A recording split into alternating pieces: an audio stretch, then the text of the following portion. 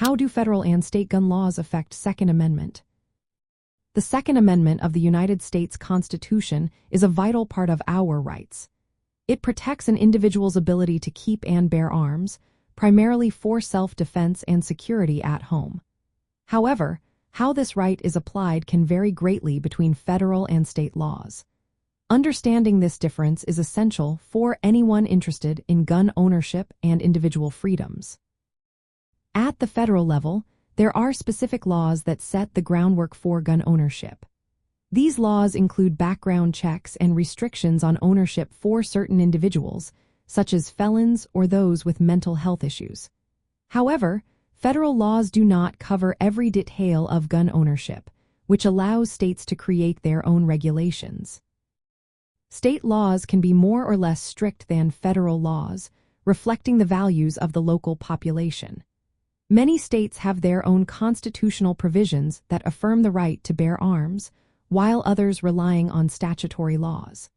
This means that gun owners must be aware of the laws in their state, as they can differ significantly from federal regulations. For example, some states requiring permits for concealed carry, while others do not.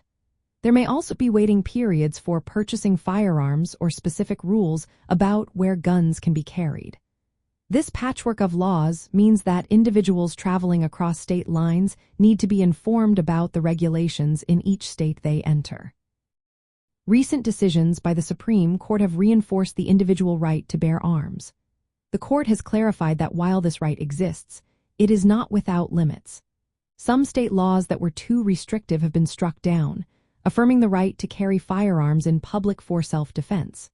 However, the court has also recognized that certain regulations, like those in sensitive areas such as schools or government buildings, are acceptable under the Second Amendment. From the perspective of traditional family values, the right to bear arms is often seen as essential for protecting the home. Firearms can be viewed as tools for self-defense, ensuring the safety of loved ones.